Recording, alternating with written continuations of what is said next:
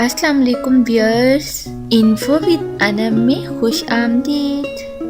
Please subscribe my channel, like and share. ख्वाब शीशे का किस्त नंबर 8 हिस्सा नंबर 1। वो समरा के सीने से लगी तो अंदर तक एक तमानियत उतर गई। अब तो बड़ी मोहब्बत और लाड आ रहा है फूफो, और वहाँ से मोहतरमा का दिल नहीं कर रहा था घर आने को। मोहद ने सामने बैठते हुए दिलचस्प नज़रों से सोमिया को देखकर शिकायत लगाई तो समरा हंसने लगी। तुम्हारे पास तो टाइम होता नहीं किसी को लिफ्ट करवाने का, सोमिया ने इसे घूरा था। अरे ये क्या बात कह दी, मामा से पूछो, इधर इन्होंने आर्डर किया तुम्हें लाने का, इधर मैंने तामील कर दी। वो फिर फौरन बोला, साथ ही इनकी गवाही भी डाल दी। तो समरा मुस्कुरा दी। हंसी और बातों की आवाज़ सुनकर किचन की तरफ जाती महरमा तजस्सुस के साथ लाउंज में आई तो पहली नज़र सामने बैठे बड़े फ्रेश मूड में कोई किस्सा सुनाते मोहद पर पड़ी और समरा के साथ जुड़कर बैठी सोमिया। वो फौरन पलटना चाहती थी, मगर उसी असना में वो तीनों इसे देख चुके थे तो इसे सलाम करना ही पड़ा। जाओ, जाकर पहले कोल्ड ड्रिंक भिजवाओ और फिर चाय का इंतज़ाम करो। महरमा को झटका सा लगा।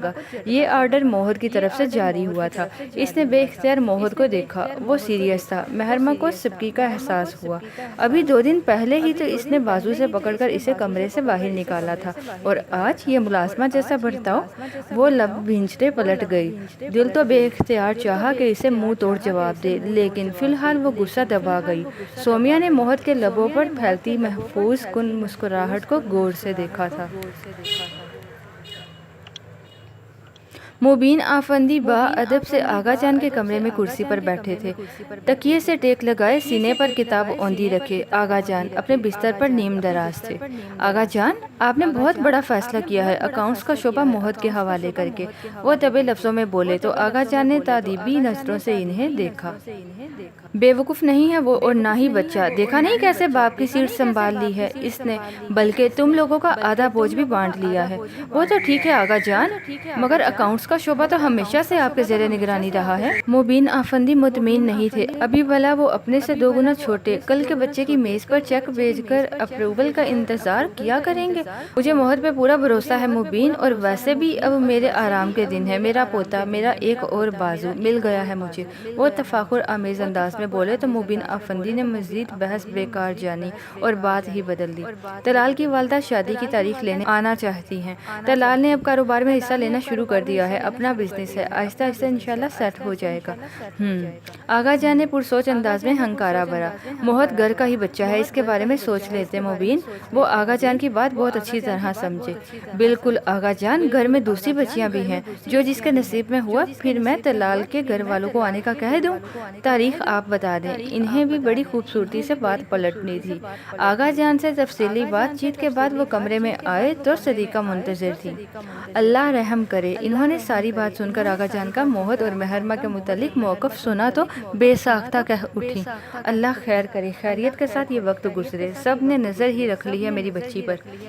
वो नागवारी से बोली, ऐसी बात नहीं है सदीका, आगा जान ने मोहद को सही मायनों में वारिस बना लिया है, इसलिए इनका ख्याल है कि घर की कोई बच्ची ही इससे ब्याही जाए ताकि जायदाद का मसला ना बने।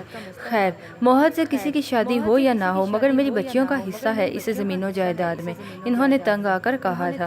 फिर इन्हें हल्का सा घूर कर देखा, और समरा के बेटे को तो मैं मर कर भी दामाद न बनाऊं। पहले ही इनके माँ बेटे के मिजाज 7वें आसमान पर पहुंचे हुए हैं, वो तो हमारे सिरों पर चढ़ के नाचेंगे। फिर अब ऐसी भी बात नहीं, मोहद के त्यौहार में पहले से काफ़ी तब्दीली आई है। पहले जैसा शिद्दत आमेज रवैया नहीं है अब इसका। मुबीन साहिब ने एतराफ़ किया। मीठे नहीं बनेंगे माँ बेटा तो मीठा मीठा हप हप कैसे करेंगे? वो चमक कर बोली। मुबीन साहिब ने तहैयर से इन्हें देखा, फिर बात समझकर बोले, सलाम है तुम औरतों की सोच की गहराई को। भाई ये सब तो वैसे भी इसी का है, इसको हासिल करने के लिए इसे अपनी शख्सियत पर पर्दे डालने की क्या ज़रूरत है? सदीका किसी पर एतबार भी कर लिया करते हैं। इन्होंने तादीबी अंदाज अपनाया तो वह सर झटक कर रह गई।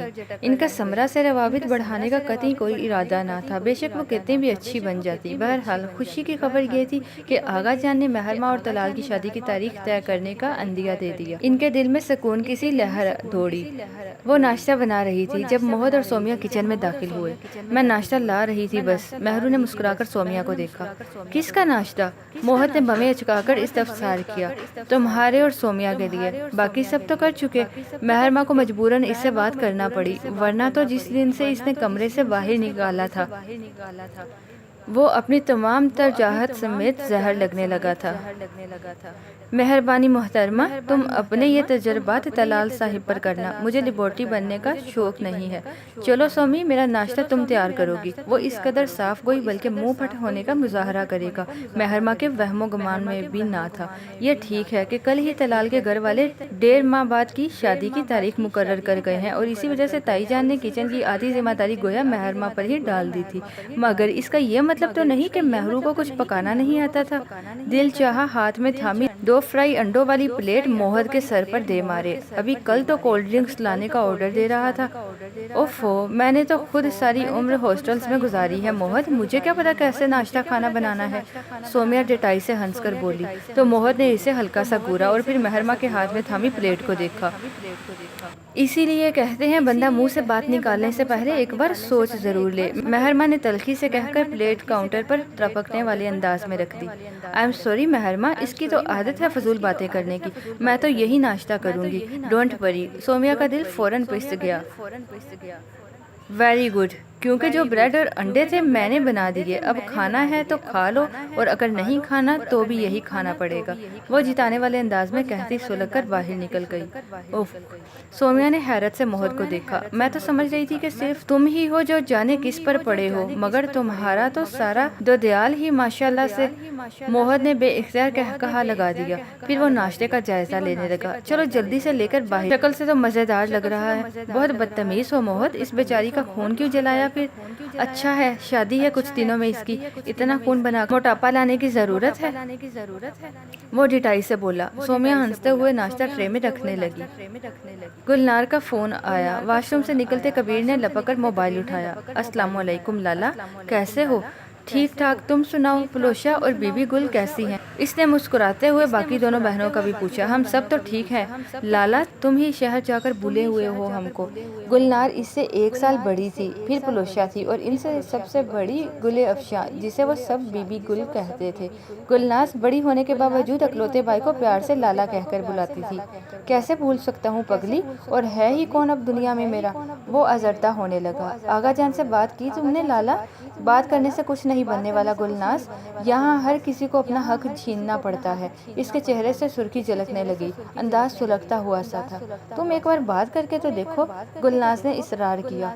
کہہ کر دیکھ چکا ہوں گلناز، مگر 3 نسلوں سے انہوں نے غلامی کی جن زنجیروں میں ہمیں جکڑا ہوا ہے نا، ان زنجیروں پہ لگے تالوں کی چابی تو جیسے یہ گم ہی کر بیٹھے ہیں۔ وہ عجیب سے لہجے میں کہہ رہا تھا۔ تو پھر لالا، مجیب کے گھر والے تو میرا جینا مشکل کر دیں گے۔ میں تو انہیں یہی آس دلا رہی ہوں کہ جلد ہی لالا کوئی حل نکال لے گا۔ وہ بے بسی سے روحانسی ہونے لگا۔ ہو جائے گا کچھ نہ کچھ، تم پریشان مت ہو، کبیر نے اسے تسلی دلائی تھی۔ فون بند کر کے وہ کھڑکی میں کھڑا ہوا تو سخت کبیدہ خاطر تھا۔ آغا جان نے 3 نسلوں کی وفاداری کو بھی کسی کھاتے میں نہیں رکھا تھا، اور اگر کبیر کو انہوں نے اپنا دست راست بنا کر رکھا تھا، مگر غلاموں کو آزاد کرنا ان کی سرشت میں شامل نہ تھا۔ وہ نسوانی کہکہوں کی آواز سے چونکا۔ اس کے کمرے کی کھڑکی سے لون کا ایک حصہ دکھائی دیتا تھا۔ لون میں ملاحہ اور فرزین محلے کے بچوں کو جمع کیے کرکٹ کھیل رہی تھی، اور یہ لڑکی، اس نے بیٹ ہاتھ میں تھامے بارے کے لیے فرزین سے لڑتی ملاحہ کو نگاہ بھر کے بھی دیکھا اور پلٹ گیا۔ یہ شہزادیوں کی سی آن بان والی، اس سے خفا اور لڑتی جگڑتی، کیا اسی قابل تھی کہ اسے مہرہ بنایا جاتا؟ وہ نفی میں سر ہلاتا، دل سے اٹھتی آوازوں کو سختی سے رد کر رہا تھا۔ گھر میں شادی کی تیاریاں زور و شور سے جاری ساری تھی۔ تائی جان اور چچی جان کا ارادہ نہ صرف بازار جانے کا تھا، بلکہ راستے میں طلال کے گھر سے بھی چکر لگانے کا تھا۔ میں بھی ساتھ چلوں گی، میری تو ابھی ساری ہی شاپنگ رہتی ہے۔ تزئین جو اتنی دنوں سے مردہ دل سے پڑی تھی، ساتھ جانے کو تیار ہو گئی۔ شکر ہے تمہیں بھی ہوش آیا، سائرہ چچی نے اسے گھورا، پھر تائی جان کو یاد دلایا۔ بابی، لگے ہاتھوں طلال سے شیروانی بھی چیک کرا لیں، کالر کا تھوڑا سا فرق تھا ناپ میں۔ ہاں، اسی لیے راستے میں ادھر سے ہوتے جائیں گے، وہ بولی۔ طلال کو ان لوگوں کے آنے کی خبر تھی، اس لیے وہ گھر پر ہی تھا۔ میں بلاتی ہوں اسے۔ کسی دوست کا فون آیا تھا، وہیں سنتے ہوئے کمرے میں چلا گیا۔ طلال کی بھابھی نے کہا، تائی جان تو طلال کی ماما سے محو گفتگو تھی۔ میں جاتی ہوں، ذرا سرپرائز دوں محترم کو۔ تزئین مسکراتے ہوئے اٹھی تو بھابھی وہیں خواتین کے ساتھ بیٹھ گئی۔ وہ دروازہ کھٹکھٹا کر لمحہ بھر طلال کی اجازت کے انتظار میں کھڑی رہی۔ کم آن، اجازت ملتے ہی وہ مسکراتے ہوئے اندر داخل ہوئی۔ وہ جیکٹ پہنتا شاید باہر آنے کے لیے تیار ہو رہا تھا۔ غیر متوقع طور پر تزئین کو سامنے دیکھ کر حیران ہوا۔ What a surprise! ہاں، میں نے بھی یہی سوچا کہ آج آ کر تمہیں سرپرائز ہی کر دوں۔ تزئین مسکرائی۔ وہ پلٹ کر بال برش کرنے لگا۔ ویسے اگر ساتھ مہرو کو بھی لے آتی تو سرپرائز کا مزہ دوبالا ہو جاتا۔ وہ آئینے میں تزئین کو دیکھتا شرارت سے بولا تو تزئین مسکرا بھی نہ سکی۔ خود پرفیوم چھڑکتا وہ تزئین کی خاموشی پر بھی غور کر رہا تھا، پھر اس کی طرف پلٹا۔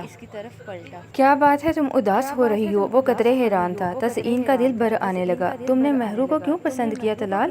اس کا انداز عجیب تھا تو سوال عجیب تر، مگر طلال بنا سمجھے مسکرا دیا۔ پہلی بار اسے میں نے کیمسٹری لیب کے باہر دیکھا تھا۔ اس کی خوشی کے لیے آج کل محض مہرما کا نام ہی کافی تھا۔ تم بتاؤ، کیا وہ اس قابل ہے کہ اسے پسند نہ کیا جائے؟ وہ بہت دل پسند مسکراہٹ کے ساتھ پوچھ رہا تھا۔ تزئین کے دل میں بہت کچھ جلا اور بہت کچھ ٹوٹا، اور یہ جلن اور ٹوٹ پھوٹ ہی تھی جو اسے اس بے اختیاری پر مجبور کر رہی تھی۔ کیوں طلال، تمہیں کیمسٹری لیب کے باہر کھڑی مہرما افندی دکھائی دی تو ساتھ کھڑی تزئین افندی نظر نہیں آئی؟ وہ سلگتے ہوئے لہجے میں بولی تو اب کی بار طلال اس کی بات اور کیفیت کو نظر انداز نہیں کر پایا۔ کیا ہو گیا ہے تزئین؟ ہم اچھے دوست ہیں، وہ کہے بنا نہ رہ سکا تھا۔ وہ اچھی ہے اور میں صرف دوست؟ تزئین کے منہ سے لفظ نکلے تھے یا اس سے پگھلا ہوا سیسا اس کے کانوں میں انڈیلا تھا۔ وہ سناٹے میں رہ گیا۔ تزئین؟ وہ حد درجہ بے یقینی میں گرا، محض اتنا ہی کہہ سکا۔ ضبط سے گلابی پڑتی آنکھوں میں نمی کی چمک اسے وہ سب بتا گئی جو تزئین کے لفظوں سے بھی نہیں سمجھ پایا تھا۔ مہرما بہت لکی ہے، اسے ہمیشہ سے سب کی توجہ ملی، یا شاید اسے طریقہ آتا ہے سب کی توجہ حاصل کرنے کا۔ وہ آغا جان ہو، تم ہو یا موہد آفندی، وہ دل گرفتی سے کہہ رہی تھی۔ طلال نے ناگواری سے اسے ٹوکا، فضول باتیں مت کرو۔ وہ پلک کی نوک پر اٹکے آنسو کو انگلی اور انگوٹھے سے جھڑکتے ہوئے تلخی سے ہنسی، پھر طلال کی طرف دیکھا اور چیلنجنگ انداز میں بولا، یہ فضول باتیں نہیں، تلخ حقیقت ہے اور تم بھی جانتے ہو۔ یہ الگ بات ہے تم اس حقیقت کو اپنا وہم سمجھ کر ٹالنے پر مجبور ہو۔ وہ میرا وہم ہی تھا تزئین، تم مجھے بہکانے کی کوشش مت کرو، طلال نے قطعی مگر سرد لہجے میں کہا۔ تمہیں کوئی فرق نہیں پڑتا طلال؟ تزئین نے حیرت اور قدرے دکھ سے اسے دیکھا۔ ابھی چند لمحوں پہلے ہی جذباتیت میں گھر کر وہ اپنے جذبات طلال پر آشکار کر چکی تھی، ایسے میں وہ اب جو بھی کہتی وہ طلال کو جھوٹ اور من گھڑت ہی لگتا۔ تم زیادہ ہی جذباتی ہو رہی ہو تزئین، مجھے واقعی ان سب فضول باتوں سے کوئی فرق نہیں پڑتا۔